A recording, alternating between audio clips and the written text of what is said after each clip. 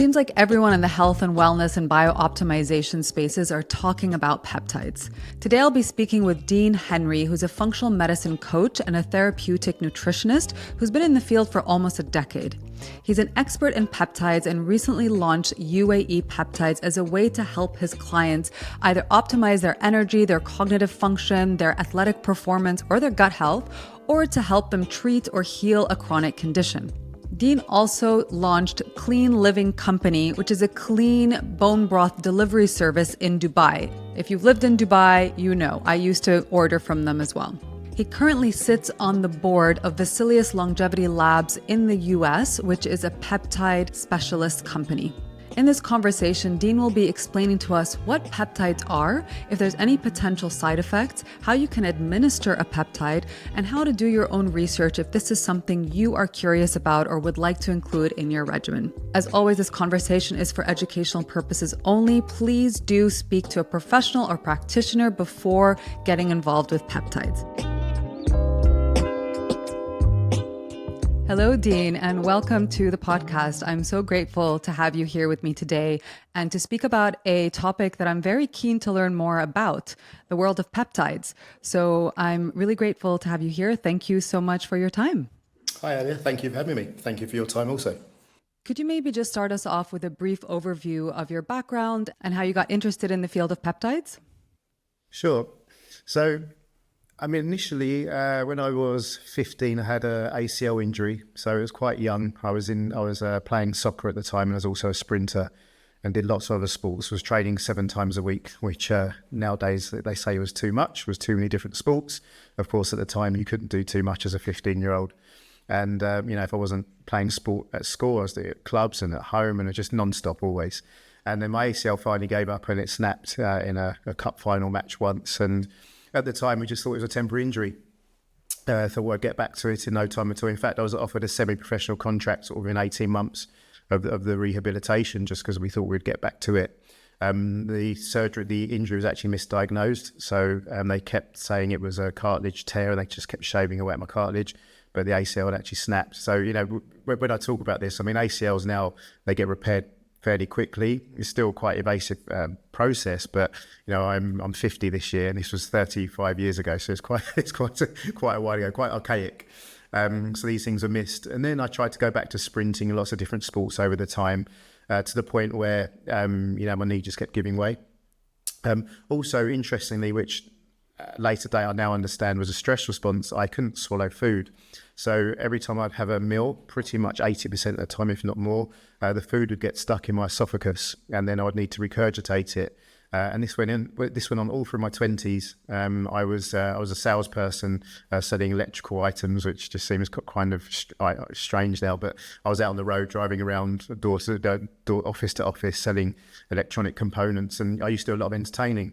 So I'd take people out for lunches and dinners and horse racing or whatever. And I'd usually need to get away from the table, stand up and say, just excuse me, because I'd eat the food, it would get stuck. Then I'd need to go to the bathroom, regurgitate, and then come back and sit down. And sometimes, worst case, it'd close up for a couple of days. So I could only literally just drink water. And I remember I used to eat loads of chocolate buttons, used to suck on chocolate buttons just to get my sugar levels in so they can melt. I spoke to the specialists of the NHS at the time, and there was a strange word for it, a strange diagnostic and name, and I just never label diseases anymore, so I purposely forgot it. But this thing where your esophagus gets tense and closes up, they said they don't know why it happens, it just happens. And the only procedure we can do is by putting a balloon down your esophagus, and then dilating it and then expanding your esophagus, which tears some of the muscles, and then it will come back within around about 2 to 5 years, definitely come back. And I remember asking at the time, I said, 100% it will come back, or is there a chance that it won't? They said, no, 100% comes back every single time at some point within the next 5 years. And worst case, if we overexpand, because we're working blindly, because we can't work with the camera at the same time, we could completely overexpand your esophagus, and then you need to have open surgery. I was trying to, weigh the risks here, and I'm thinking, okay. So then my daughter was born, 16 years ago, and I was just in my early 30s, and she was born with a nut allergy.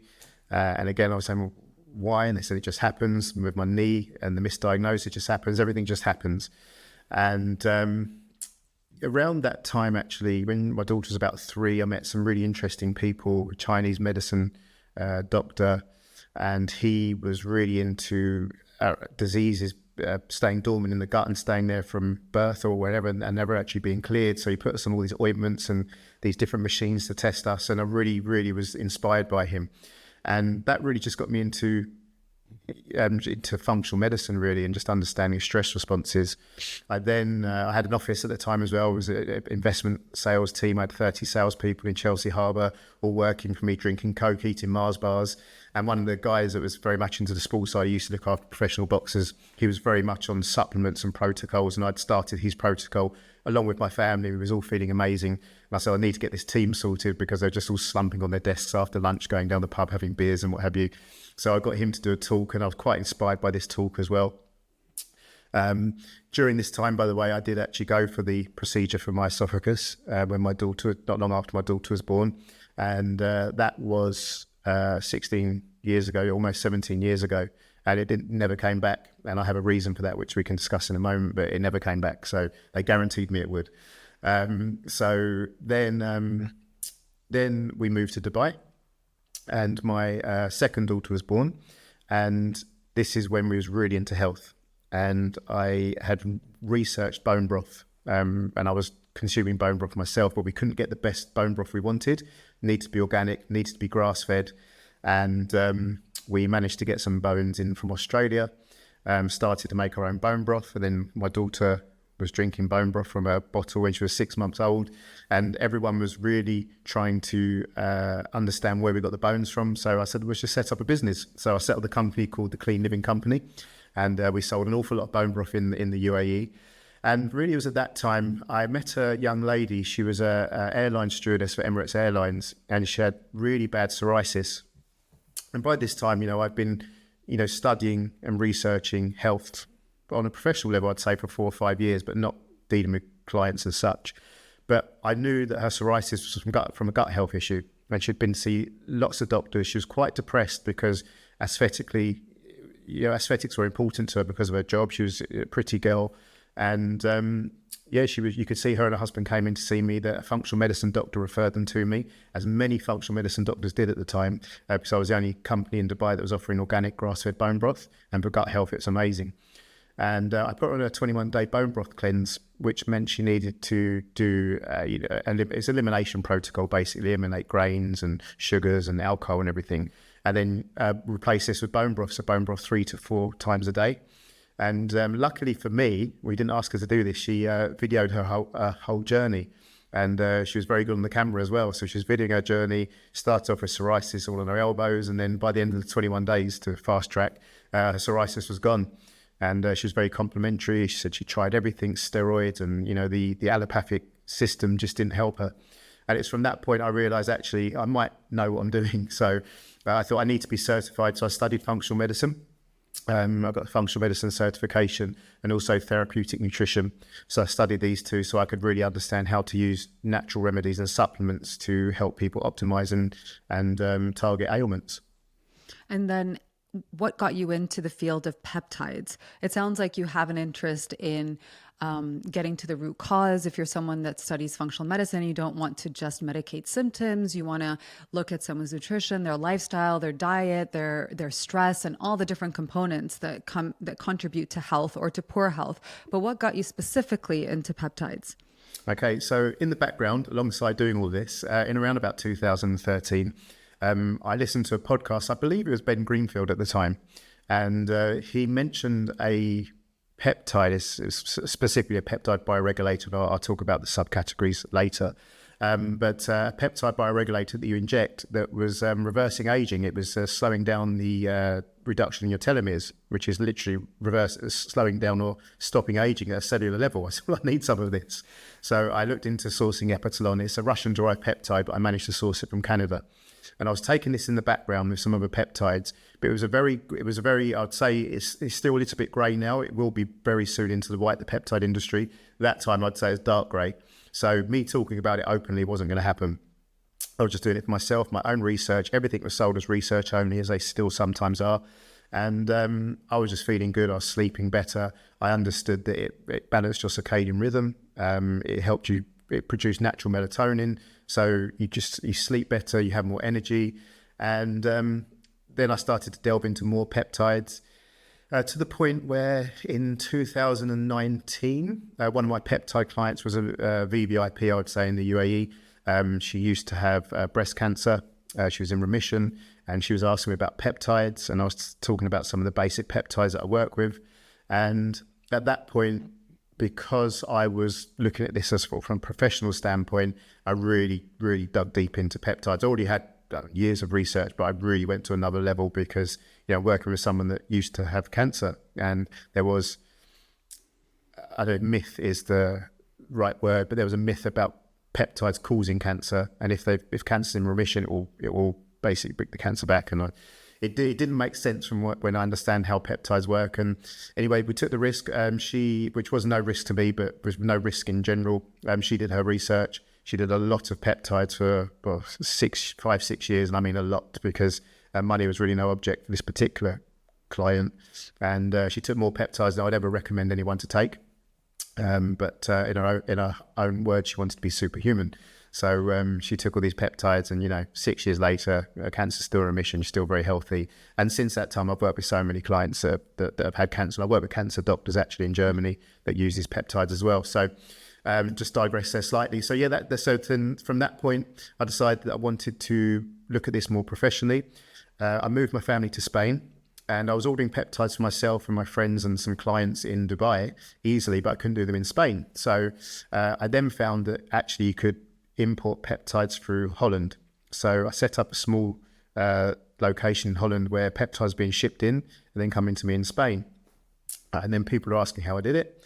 And I said, well, I sent them through Holland. So then I set up my distribution center in Holland, and then basically we have a center in the UAE and a center in Holland. And fast track today, here we are, 4 years of trading peptides, and I have worked with an awful lot of clients. I'd say we're probably close to 1,000 clients now in 4 years where I've been getting feedback and data, which is interesting because there's always this stigma that there's no human trials or human studies with peptides. Now, when we talk about human studies, we always think about the FDA, and the FDA haven't yet approved peptides. I can say that now. They haven't yet approved peptides, and that's because it's hard for them to monetize from it. It's just amino acids. They're very, very natural. Maybe we can just take a step back for the listeners who don't know what a peptide is. Could you maybe just help us understand what the difference is between a peptide, an amino acid, and a protein, and how does someone administer a peptide? Aren't these things that we get from food, or are you talking about something that's super concentrated, just so we can have like a foundational understanding of what this medical intervention is? Is it a medical intervention? Would you call it medical? Or it's a biohack? Both, I would say, because there's such a vast range of peptides. We can call them biohacking, we can call them medical intervention for some aspects. And look, we got Mounjaro, Ozempic, insulin. Insulin's a peptide. So back to the basics, sides lesson. So amino acids. Once you get one amino acid and then link it to another amino acid, it automatically is then called a peptide. So that's all a peptide is a chain of amino acids linked together. Once we get to 50 amino acids, this is then what's known as a polypeptide. And then once we go above 100, it's, people debate this, but once we go above 100, then we're talking about a protein. So all peptides are small proteins. Some people call them small proteins. It's nothing more complicated than that. But then these peptides they're synthetically created they're linked differently to create a different outcome. Peptides are very much found in food, mainly meat, bovine. Collagen is a peptide, so everybody's been talking about collagen for quite a while now. So these are all peptides. It's a very natural thing. And when we talk about administration of peptides, there's a few different ways of administering peptides. Number one, orally. So I believe that peptides are missold sometimes across Instagram and these different platforms where they're selling something called BPC 157, which we'll discuss later, which is probably the number one selling peptide for injury repair, recovery, cognition and gut health.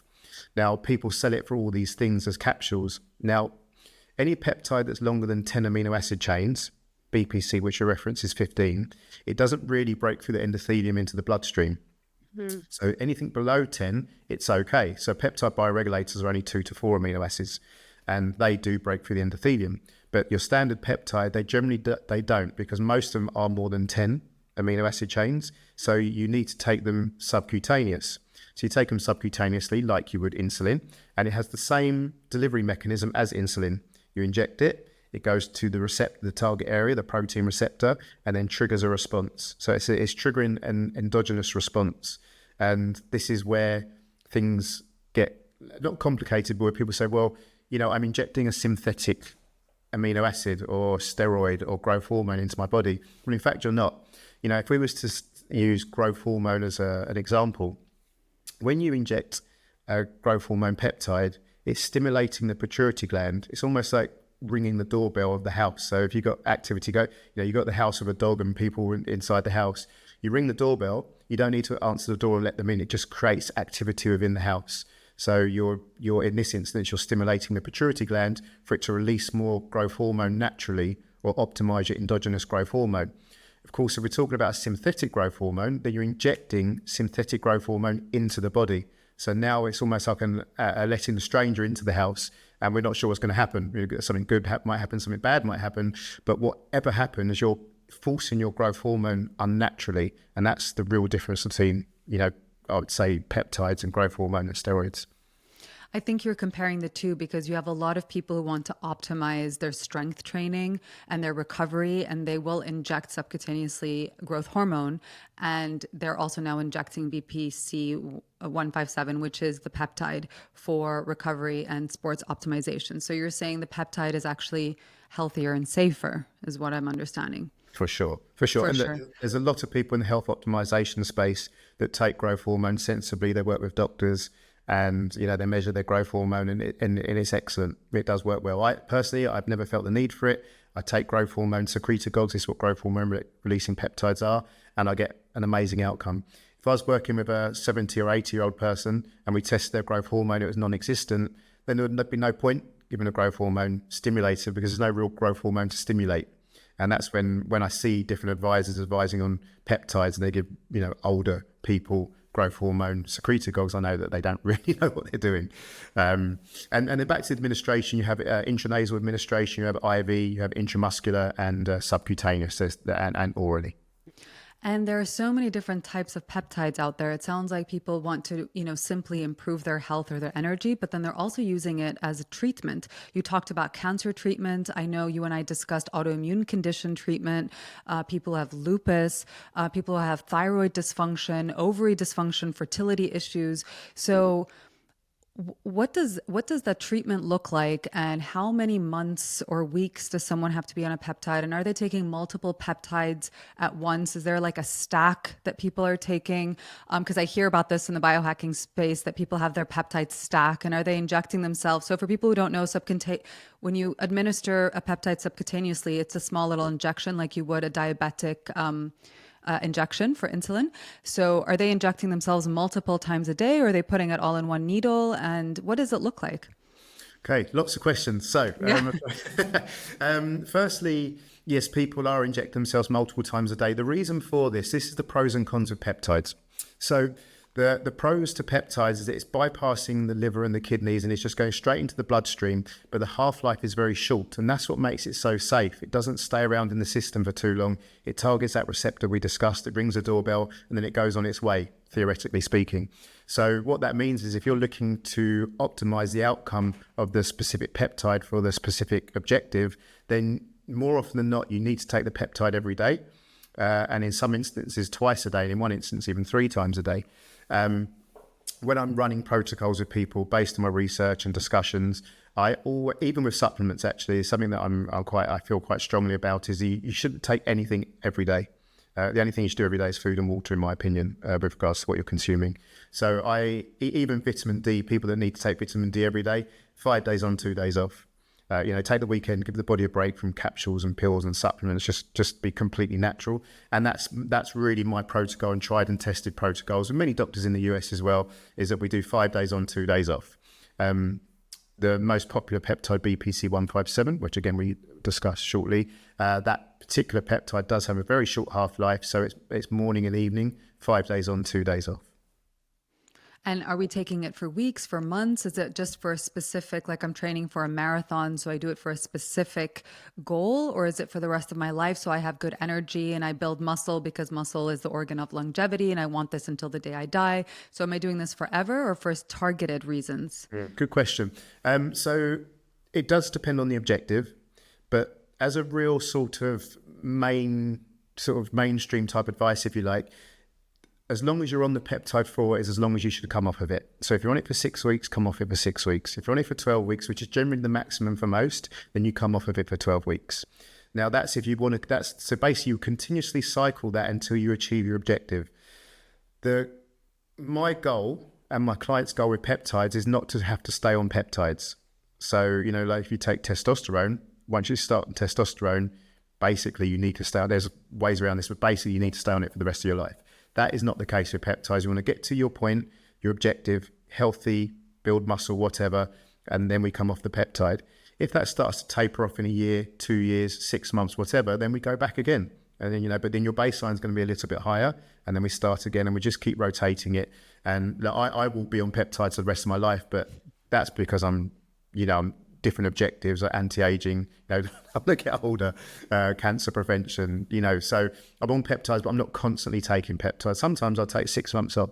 Sometimes actually I want to try this stack and I'll be injecting myself 10 times a day. But, to answer the question, definitely the idea is that you reach your goal, your objective, and then you come off the peptide until you feel you need to go on it again.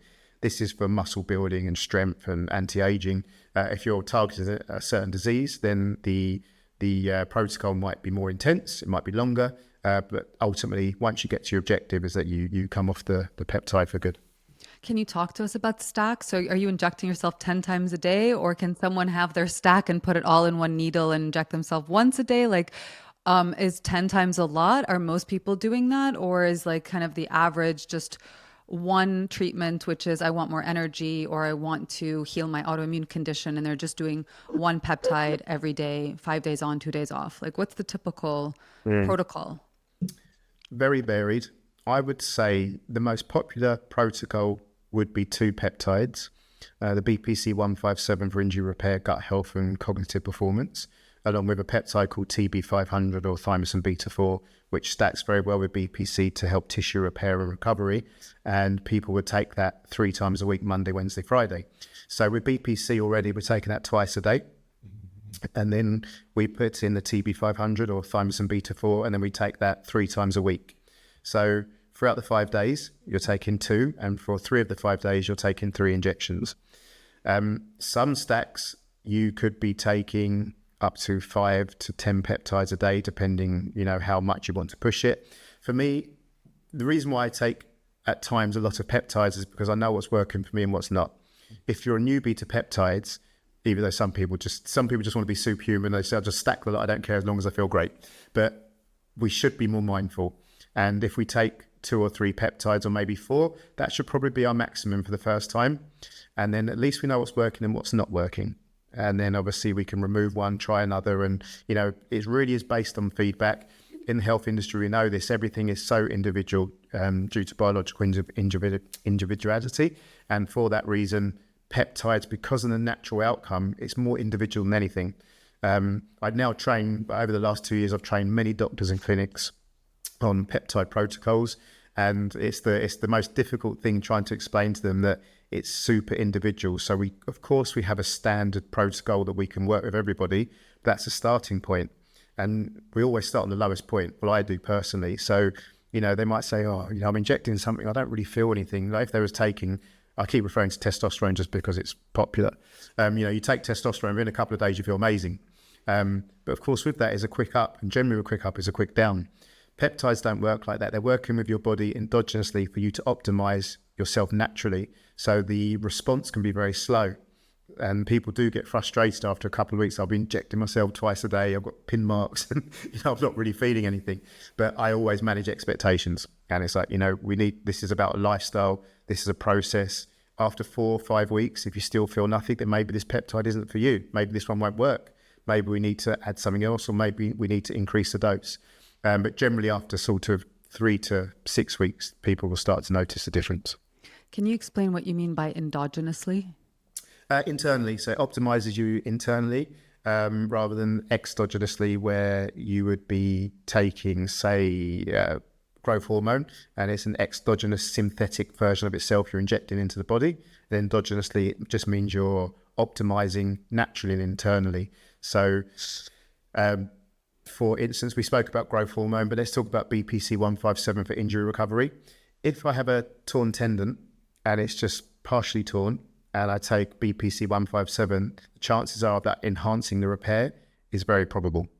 If I've completely torn the tendon and it's detached and I need surgery, BPC is not going to heal it because it's only doing what the body can do naturally. It's just enhancing it. Got it. I think I need this BPC 157 because I have a partial tear in my ACL, and I know that that doesn't just heal itself. I mean, I'm back to doing all the things I love, like skiing and going to the gym. So I never needed the surgery, but I understand that that can never fully heal by itself, I don't think, because that ligament is really hard to heal naturally. So maybe if I use the peptides, that can repair itself. So it's interesting to know that you also had an ACL tear and that maybe potentially this peptide could work for me. I appreciate how you say that, we need to go slowly and we need to work with a doctor or practitioner and someone who really understands peptides. But can we all just be buying peptides over the counter, or do we only get this as like a prescription, the way you can only get antibiotics as a prescription? So it depends.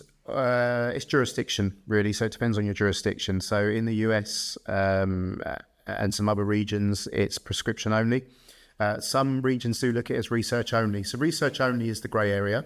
I work very much on research. I work with doctors and clinics that use my products for prescription purposes, but mainly it's research only as we stand today currently. This is going to change very soon, but as we stand today currently, it's research only. So people do their research. They find, they go into Facebook groups or speak to a doctor and say, actually, this company, they do good peptides. They give you all the certifications of purity. You can work with this person. That's really how my business has grown. It's been word of mouth. And people will buy these on trust. That is research only. So it goes through customs as amino acid. And that's all they are, amino acids, remember. And they're not going through in the main, even though this has changed now. They're just going through as a vial. We do sell peptide pens now. We have no issues with shipping this around Europe, in the UAE. We have no problem shipping it in the Middle East. We don't work with the US. US is quite strict and they have their own companies there where I have most of my peptides produced anyway. So they look after that over there. There's some countries like Finland, Denmark, Norway. They sometimes have a few issues with customs. So they just look at it as, I don't know, they don't really understand what it is. All it is a lack of understanding because it is just amino acids, it's just a powder, it's no different to a supplement. And then it's down to the person to do their own research. What are some of the cons? We talked about the pros, but let's get into the cons. So what are the dangers or the side effects of injecting or administering peptides, especially if you're someone, I'd like to ask you if you're someone who has good general health and just wants to optimize, but especially if you're someone who has a particular chronic disease or illness or a serious condition, what are the potential dangers? Yep. So firstly, I think the downside in the industry is that there's people selling cheap, ineffective, low-cost products, sell them for research only. Because it's research only, that almost gives them a pass to be selling not very good products. That's why it's really important to do your research who you're buying them from. From an administration perspective and a reaction perspective, I work with probably around 112 peptides now, I think. And in our community, there's millions of people in the peptide community. And if there was adverse reactions for all the different ailments, diseases and everything we do, we would definitely hear about it. And the mainstream medicine would jump on it without a doubt. And we don't hear of anything. Now, of course, we have to be cautious. The thing is, this is the point. So what we do is that if we was taking a vitamin D capsule or anything orally, this conversation would probably be very different. For me, understanding now the mechanism of peptides, just because there's a needle involved, suddenly it's like, what if? But actually putting a capsule in your stomach and with all the variables that can happen based on injecting the peptide straight into your bloodstream, I would say the former needs to be questioned more than the latter, just from my experience. However, there are a couple of peptides that we have seen adverse reactions with, and that these are two sort of peptides out of the hundreds of peptides we work with, where probably around about 20% of people do have an adverse reaction. So firstly, it's called CJC1295. This is a growth hormone releasing hormone. So it's a growth hormone secretagogue we mentioned before. There is a family of them. With this particular one, when it targets a pituitary gland, it doesn't just target the pituitary gland, it also can activate your mast cells. So what this means is when your mast cells react, they're creating a defense mechanism for the immune system, which can then create a histamine reaction. So if you're an allergic person, you wouldn't take CJC1295. If you have any heart conditions or have a weak heart or suffer from anxiety and palpitations, then MOTS-C, that's MOTS-C, that particular peptide, which they call the exercise in a bottle, because it gives you lots of energy, it's mitochondria derived. If you take that, you can get palpitations. And obviously, if you've got a weak heart, then that's probably one you would avoid. Those two peptides, lots of people want them. If they consult with me, I put them to a side and just talk about peptides that we all know we can tolerate. And we start at a very low and conservative level, as I said. And then if they decide they want to try these other peptides, fine. But that's it. Sometimes at the administration point, you might get a bit of reaction, a rash. It's almost like getting an insect bite. Sometimes that happens to people. And, if you're working on chronic illnesses, then, you are going to want to work with a professional anyway. You're not just going to start injecting yourself with peptides realistically. So you do want to work with a professional. My caveat to that is what we're talking about, optimizing yourself internally. So the healthier your body is, the more chance you've got fighting a disease. If you're injecting peptides, which is all it's going to do is encourage you to optimize internally, then normally it's complementary to whatever you're doing rather than being a negative. So that's what we see. I would never say that as a throwaway comment. Everyone's individual. We need to be careful, and we need to make sure that we're, if it's a targeted approach, that we're working together with a professional. But in the greater scheme of things, it's just a protein that's stimulating you to optimize accordingly. You're saying we need to do our research and really understand what we're getting into and how to find the right practitioner. But could you maybe provide us with some advice or some guidance on how to do the research? Like if I wanted to get into peptides and I didn't know you, how do I do research? What should I look out for? How do I know one practitioner or one or certain peptides that are being sold to me are better than this practitioner or these types of peptides? Because you said there are some cheap forms on the market and we want to get a high quality one. So how do I know how to discern and differentiate between the good and the not so good? I think starting with the practitioner side, there's a few doctors in the US. There's not many in Europe and the UK. I can't think of any at the moment. I've trained some doctors recently in the UK that are excellent. They went over to the US to get more information on peptide training courses. So they've really educated themselves. They've come back and then they've spoken to me about what they've learned, and what they've learned doesn't really make sense to me. So I've said do this. But people are jumping on the peptide bandwagon. Doctors don't want to be seen to not know what they're talking about. There's been a few podcasts recently of celebrity type doctors talking about peptides, and it's borderline laughable. I'm obviously not going to say any names because that wouldn't be very credible, but they're just reading it from ChatGPT. They're pronouncing the names wrong. I'm assuming they're something like Chat, and just the way they're reading it, and they've obviously been reading studies, and it's just like, you got MOTS-C and melanotat, and they're just the way they're pronouncing it is just wrong, and you can just, it's quite frustrating, but. We're on a wave of peptides and everyone wants to know what they're talking about. So people are setting up training courses because they know that they can sell these training courses because everyone wants to learn about peptides. I see these training courses and, it's individual, so they can get away with what they're saying. So, well, this worked for me. But, from the several hundred people that I've worked with, what they're saying doesn't work from what I've seen. And the thing is, every day, I'm working with at least 5 clients, I'm getting feedback, and that's been happening for the last 4 years. So by the end of the week, where I've got like 35 more case studies almost every week. And then 6 weeks later, I'm getting more information from them. So whatever anyone is learning now from a training perspective, I'm still going and I'm still getting more feedback. So I feel like, I'm there when it comes to the education. However, we have some doctors in the US who are amazing, who I aspire to, who I look up to. And we've actually created a board in the US for a company that's listing very soon, where all these doctors are on the board anyway. So I'm now working with them anyway. And these guys are great. And to find that, you just research on peptide platforms on Facebook, you know, and there's some very experienced doctors. Dr. Matt Cook, he's been on a few podcasts, amazing. Dr. Cal. These all work from their clinics in the US mainly. Some of them work out of Mexico due to regulations, and they've been working peptides as long as I have, if not longer. And different to me, they have a medical background. I don't have an official medical background. So if people are more comfortable with that aspect, then, you know, that's the sort of person you would work with. And that's just some research online and speaking to people like me, where I'd happily direct you to them.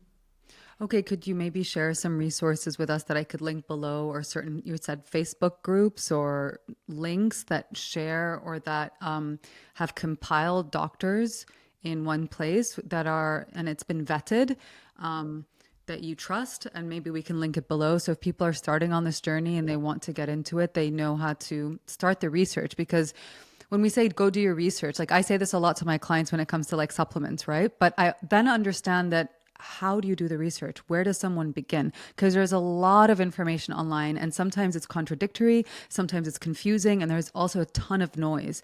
So I just want to like leave people with some kind of understanding that if they do want to get into this world and they want to do it safely, how, you know, and I just want to give them some advice of how they can go about it. That's all. Sure, absolutely. There's a few platforms that you can share, and some very, very good Facebook platforms that don't sell products. They just talk about their experiences and the doctors they work with. So I don't have them off the top of my head at the moment, but I will certainly send you some links so you can look at that. What's exciting, this is quite a good segue actually. So as I sort of keep referring to, things are changing, and they are about to change. This, you know, love them or hate them, you know, the Trump regime has got RF Kennedy, who is a big peptide advocate, and he's working very closely with the FDA as we speak. And we have a company that's in the US that's listing on the Canadian Stock Exchange that has all of these doctors that I've mentioned previously. But importantly, in the UAE, we have one investor who's sitting on the chair, is actually, I was going to not say the name, but it's all public knowledge now. Prince Khalid in Saudi, who is the king's son, he's invested into the same business. And in the UAE, we're now setting up the young doctors that have been trained allopathically are now being trained on functional medicine and natural medicine. We're catching them young. And they already have 55,000 clients that we're starting human trials on for peptides and muse stem cells. So, and that database is growing. So within the next 3 to 5 years, we will have a very detailed human studies on peptides. And by that time, the FDA would have probably caught up anyway if the existing regime stays in power. So, you know, it's all coming together very nicely, and it's been a long time coming. But even if that doesn't happen, then we've got someone with quite a lot of power in the Middle East who is saying, well, if they're not going to do it, I'll do it myself. And as I say, they're building universities, hospitals. They've taken over a hospital in Abu Dhabi. And yeah, it's very exciting. For me, as the geek that's been doing this for a long time, it's incredibly exciting to see this. So the future is promising when it comes to peptides. Things are developing. Just about to happen. Yes. You mentioned hospitals, and I'd love to ask you about peptides, or stacks, if you will, for post-operative recovery. So people who just finished a surgery and something minimally invasive or quite invasive. Are peptides a good way to support the body in recovery? Amazing. That's almost the number one reason why people take peptides. So, and actually just as important is pre-surgery. So these peptides like BPC 157, Body Performance Complex 157, it really helps regeneration. Thymosin beta 4, which is a 43-chain amino acid, or TB500, that stacks very well with BPC to encourage tissue repair. GHKCU, which is used across the beauty industry, they do micro needling with it now. That's a copper peptide, and that targets receptors for you to produce more collagen. So I'm taking that at the moment for a torn tendon in my elbow, and because tendons, you know, they're based how they're going to rebuild is through collagen production. So I'm taking GHKCU at the moment, or the side effect is it will give you some good skin as well. So that's not a bad side effect. So those three work well together. And then additionally, you can add a growth hormone secretagogue. So growth hormone helps maintain muscle, helps with injury repair, helps with sleep, which of course is the foundation of health when you're going to repair anyway, and helps with energy. So those 4 peptides for pre and post surgery, I had them pre and post my stem cells in my knee. This will help encourage and create a better environment for healing. That is so exciting that hospitals could be potentially offering us peptides after a surgery, and that we're not just told, go take these antibiotics and go home and rest and come back in a couple of weeks to check in on you. There's additional support. I'd love to ask you about different types of conditions that could potentially be healed or treated with peptides. So something like an autoimmune condition, is there a stack that you would recommend for that? Yes, I mean, autoimmune conditions are quite vast, as you know. It's really quite a broad diagnosis now. However, the one peptide we would always go to pretty much for autoimmune issues is thymosin alpha-1, and that's an immune supporting peptide. It was used by some doctors during COVID, actually, and that triggers your immune system. It stimulates your immune system to recover. So, creating that endogenous optimized immune system is going to help with autoimmune issues and any immune issues. LL37, that's really good for the microbiome. So that's also going to, we know the importance of the microbiome. And if you can optimize your microbiome, then of course that's also going to help with immune issues. I think at this point, it's important to understand the difference between peptides and peptide bioregulators. I touch upon it, but peptide bioregulators are 2 to 4 amino acids. That's as large as they go, and they're nano in size. So what's great about these is that you can actually take them orally because they do break through the endothelium. The peptide bioregulators were first discovered in 1985 during the Cold War by the Soviet Union. So when they had their submariners and also their cosmonauts coming back from duty, they were premature aging. So the Soviet Union gave, at the time, it was a General Cavinson, an open checkbook to slow down the premature aging. And this is where peptide bioregulators are born, actually. And the epitolon I mentioned at the beginning is a peptide bioregulator. So now these bioregulators, there's 21 in total, and these can be, they bioregulate. They say what they do on the tin. We have ovary bioregulator, we have thyroid bioregulator, heart, muscle, central nervous system. So 21 in total. And these create an epigenetic environment. So let's say they target the thyroid. So you have hypo or hypothyroidism. So this amino acid will target the thyroid bioregulator, and it will regulate its biology. Bioregulator will regulate the target area. And if you have hyperthyroidism, it will downregulate it. If you have hypothyroidism, it will upregulate it. And so it's bringing balance. So you imagine that for all the different 21 target areas in the body. Ovary has been an amazing one for us, where the menstrual cycles have not been consistent. So with inconsistent menstrual cycles, they take an ovary bioregulator and it's restoring balance and bringing balance back to the ovary, which is then giving them more consistent menstrual cycles. So that bioregulators are very exciting. As they've been around for a long time, people in the peptide world struggled with them because they're not injectable. But I met with Professor Cavinson 5 years ago, and we was at an event, and I was sitting on the opposite side of the table. I found out who he was, and I basically got everyone sitting next to me to move their plates. So I was sitting next to him, and then we sat next to each other, and it was an amazing 40 minutes of conversation. And I'd been injecting bioregulators at that point. He said, you don't need to. He said, just take the capsules. He said, all the millions of studies he's done over the 30 years, he said, it's all been for capsules mainly, and all the results he got were from capsules. You can open the capsules and put them in water if you don't like to, take capsules. But that was amazing. And then since then, I've seen so many results of them. And so do you take it separately, or do you take it in conjunction with your peptides? Do they work together, or is this 2 separate interventions? Stack them for sure. Yeah, if you've got them, if you're targeting an immune issue, then taking the thymosin alpha-1 and the thymus bioregulator, then you're basically attacking it from 2 different delivery mechanisms. You're creating the protein receptor to optimize, but you're also taking the thymus, for example, to create an epigenetic environment so that you can heal quicker and faster. Well, I love that you talked about the thyroid, because I've got hypo. So if I can ask you a few questions about that, because I'm on levothyroxine and I'm also taking, which is T4, and I'm also taking a bioidentical hormone, like a glandular, which is T1, 2, 3, and 4. I take both.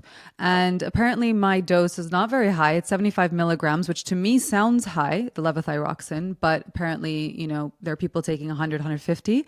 But so I'm on a dose and I've been doing this. I've been taking thyroid support and medication for many years. So if I start taking a bioregulator, will it get me off the medication or do I take them together to support my thyroid? And then slowly wean off the med. Like, is this going to heal me and get me off the medication? So, really good question. Okay, so firstly, let's say it was me and someone in my family, rather than me advising professionally. So first and foremost, actually professionally, there's no contraindications. So people take these bioregulators along with medication, and these do just come from animals. This is just a natural source. So it's just, if you ate a whole cow or a whole bull every day, morning, afternoon, and night, then you'll be getting as much bioregulators. That would mean eyeballs and brains and genitals and all sorts, which most people don't want to do. So if you did that every day, it's the same outcome. It's just peptide bioregulators that you're consuming. Most people don't want to do that, of course. So you would take these capsules, and there's no contraindications. It's just a food supplement, but just with a real targeted approach. Now, I've seen plenty of people actually come off thyroid medication using thyroid bioregulator. I've seen them come off antidepressants using the central nervous system bioregulator. So it definitely is possible. But then you just need to be mindful, work with your professional. You're taking these, they won't know what they are anyway, more often than not. You're taking these bioregulators and then you do your tests. And if you see things are really improving, you say, actually, I might want to decrease my dose. Just to drop it to 50 milligrams and then see how it is while I'm taking the bioregulators. So actually, I'm still doing really well, reduce it to 25 and then eventually not take it at all. Obviously, I can't advise on that on a medical level. I'm not going to ever tell anyone to come off their medication. I'd never feel comfortable doing that. But if it was someone in my household, then I'd say, come off, let's do this. I mean, I get excited about it. And there's so many people in my personal life and my professional life with clients that are struggling with thyroid issues. And I'm sure you come across thyroid conditions all the time. So that's why I used my example as a specific question. But then I've also come across a lot of like holistic treatments, but it's so scary to get off your meds. And it's also so hard to like measure if it's actually, is it working or is it my meds that just are continuing to work? But it sounds like there's hope and it's something to definitely do research on and to consider. What about something chronic that needs surgical intervention like endometriosis? Yeah. Endometriosis, my eldest daughter has that. And we've never really found a peptide that works for that specific case. We did find LDN, which is not a peptide. I'm not sure if you're aware of LDN. That has worked really well for endometriosis. For me, I don't want to talk too much off topic, being a peptide specialist, but LDN, because I've worked with a lot of people with autoimmune issues, I discovered LDN around 6 years ago and I couldn't access it. We can now access it more easily. And it does seem to be the closest thing I've seen to a wonder drug from anything from, adrenal, chronic illnesses, autoimmune issues, endometriosis. It really does seem to help with most things over time. I've heard that LDN can help someone who's got lupus and potentially Hashimoto's and other thyroid issues. What is LDN? I thought it was a peptide, actually. Unfortunately not, because then I can talk about it in more detail. So it's low dose nitroxidone. Nitroxidone at 50 milligrams is an FDA product that's labeled for opium addiction and alcohol addiction. LDN is the low dose version.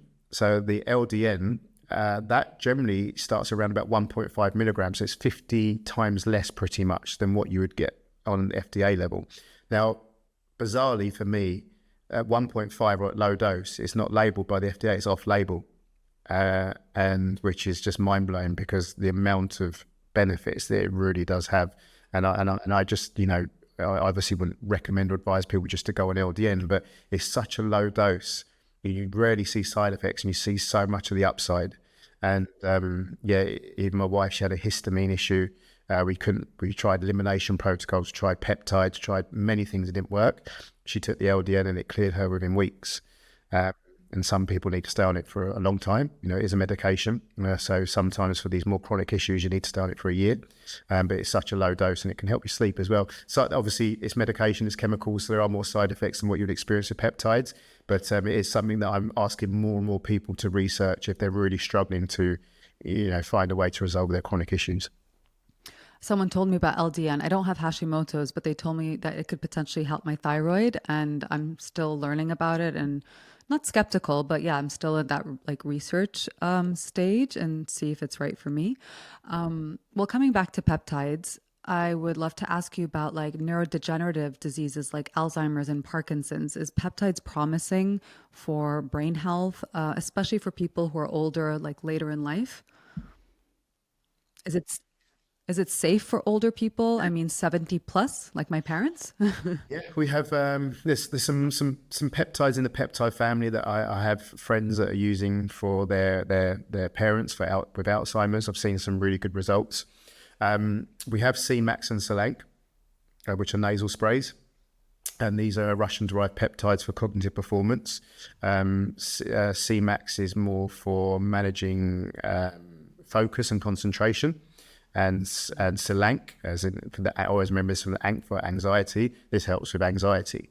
And these are nasal sprays that you take for 4 to 6 weeks, 2 times a day, and you get really good outcomes. And sometimes you get more of an instant outcome. So I had someone the other day that was doing public speaking, and they said they're very nervous, and they said anything I could take. I said take the Selank, take a couple of sprays in the morning, and then a couple of sprays before your talk, and then you will feel a lot more calm.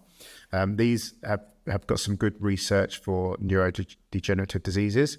My favourite by far, and when I say my favourite, I've been looking at nootropics for years because one of the things we want is cognitive performance. We're in business, we're doing podcasts, and we want to make sure that we're cognitively engaged all the time. And I think cognitive energy is so important. We talk about physical energy a lot, but if you're cognitively tired, nothing really works anyway. So there's one peptide which I love called Cerebrolysin. Or Cerebrolysin. This is one of the few injectable peptides that is not in synthetic form. It comes from pig's brains, and it's been used for brain trauma, Alzheimer's, neurodegenerative diseases. It's been around since the World War II. I found out the other day when I was in Lithuania. Apparently Hitler used to store it away for his soldiers, so I've been told. And this works okay subcutaneously from my experiments. I know some people that really suffer from anxiety and ADHD that do very well from it subcutaneously. I also see better results from intramuscular, so injecting into the glute. But for me, the absolute game changer was intravenously. So I took 10 ml every other day for 20 days, so 10 days. And at the end of the protocol, I woke up and it was like my brain had popped with clarity. The results were insane. And I have a lot of people taking it. Actually, Cerebrolysin has probably very quickly become our number 2 selling peptide behind BPC. And how long does it last, this clarity?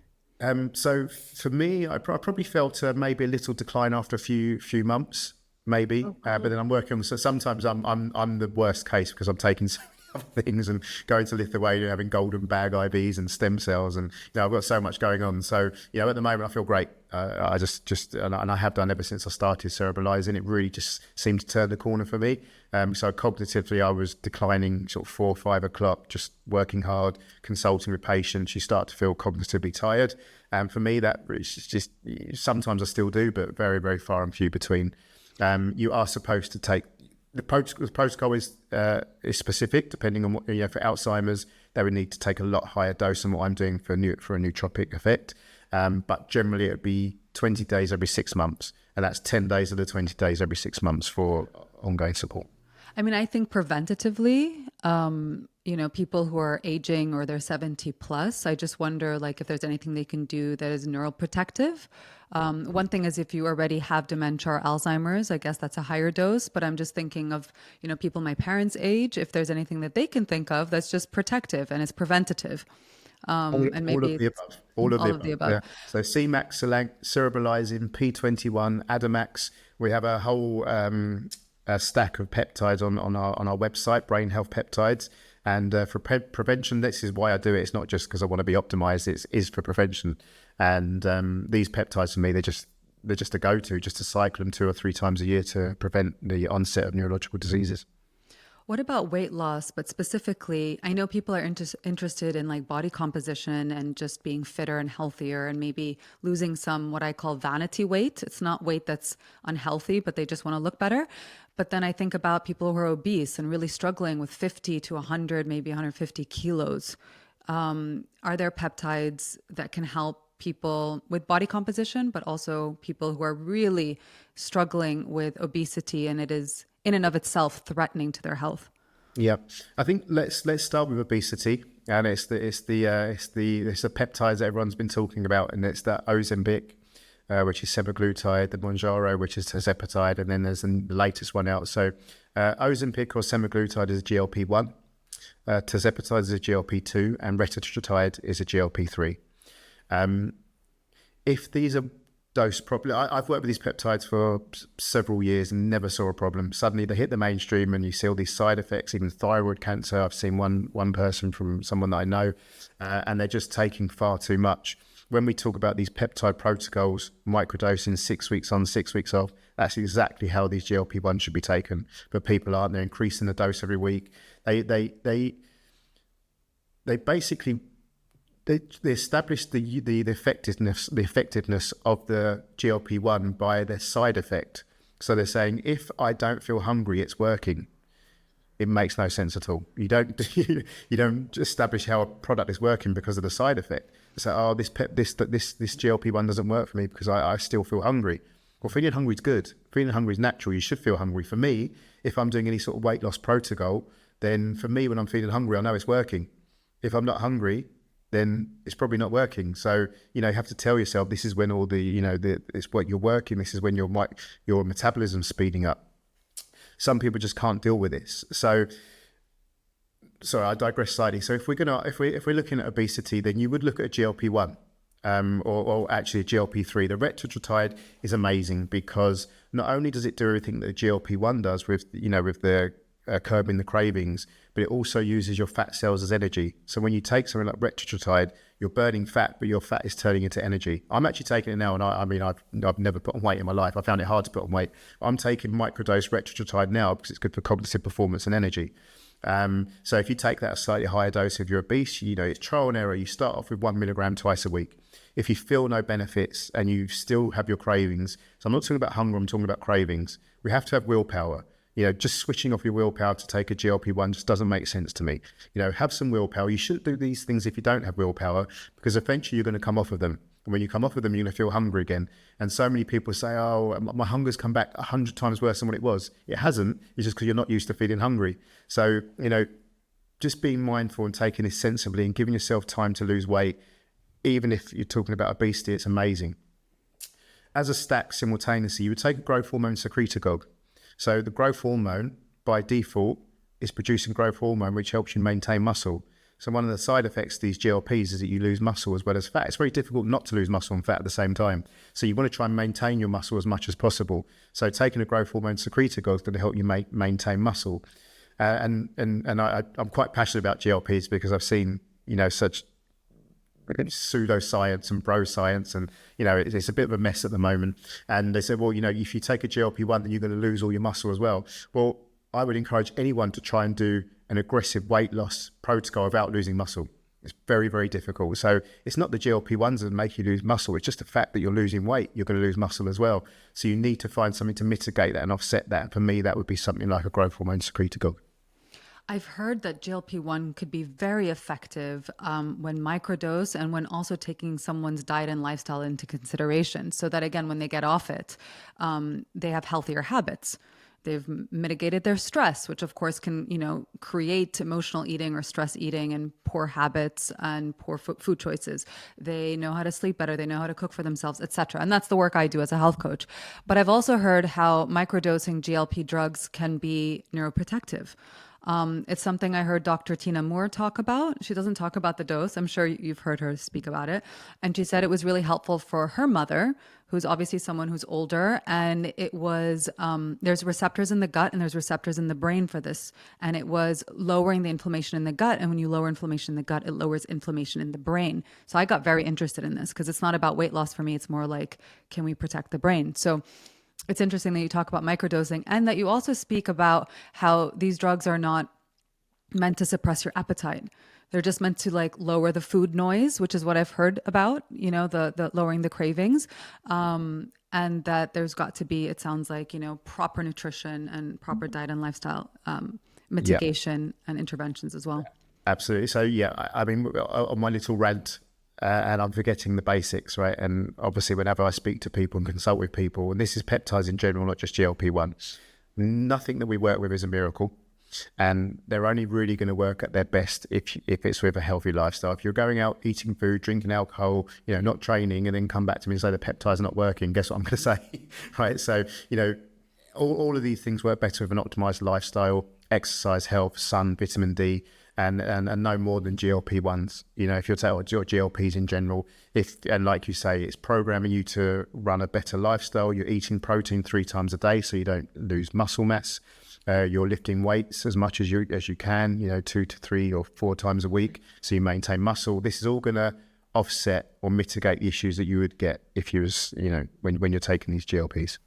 Well, that was going to be my next question is, do these peptides work regardless of diet and exercise? And you just answered the question. It sounds like they're not a magic pill because, when people hear about subcutaneous injections, they think that these things are going straight into the bloodstream. So they're more effective than taking a vitamin D or vitamin C supplement. But it sounds like, no, their effectiveness very much depends on the way you live your life. Yes, and I guess there's 2 answers to that, because if you're looking for health optimization, then be healthy. Peptides are the icing on the cake, and you're going to feel so much more benefits and a sense of wellness when you're taking peptides and you're running a healthy lifestyle. Of course, if you've got more chronic issues that you're trying to address, then that's when I also see a good uptake, because their starting point's low. So when you're starting at such a low starting point, when you take a peptide, you're going to feel an increase. So it's sort of 2 ends of the scale, really. But excuse me, if we're talking just for health optimization, then, or even if we're talking chronic illness, we have to have a healthy lifestyle as well. Not as well, mainly. And then the peptides are as well. The healthy lifestyle is what we need to do first. It sounds like peptides are supplemental support, just the way supplements are supplemental support. And would you say that GLP drugs can be used for people who want to change their body composition? They want to gain more muscle and lose a bit of body fat, again, vanity reasons, or they're training to climb a mountain? Or would you go back to the BPC 157? It depends on their starting point. If we're talking very, very much overweight, then probably a GLP would make more sense.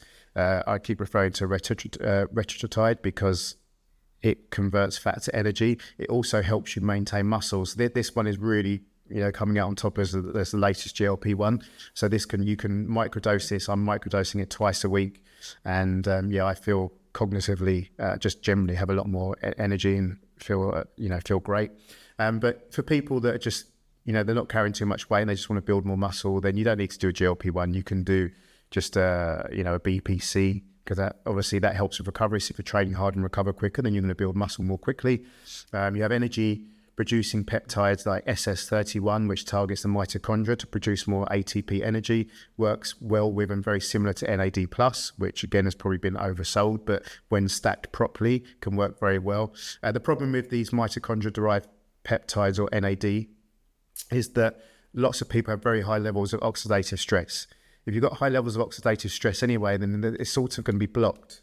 It's not really the technical explanation, but the NAD is sort of going to be blocked by the oxidative stress. So you need to start low to bring the oxidative stress down first and then increase your stack or your dose. So when people are going for high dose of IV of NAD and they feel sick, it's because the NAD's got stuck. It's not doing anything. And that means the dose is too high. Say nausea is just a side effect. It's not. It means it's probably not working.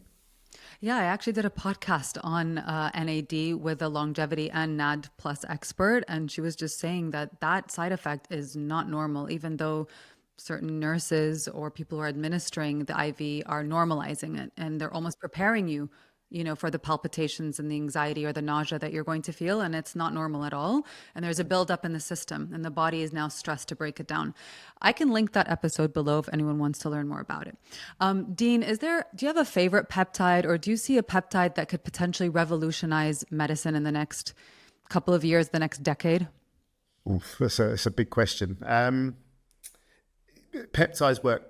I don't think that where we stand today, I don't think there's any one peptide because they work so well as a stack.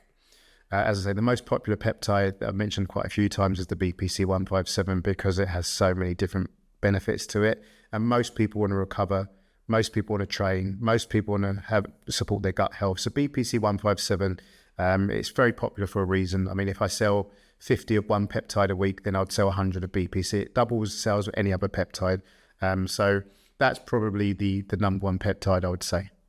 Dean, thank you so much for such an illuminating conversation. I learned so much from you today, and I really look forward to launching this podcast and having our listeners also learn from you. So thank you for your time.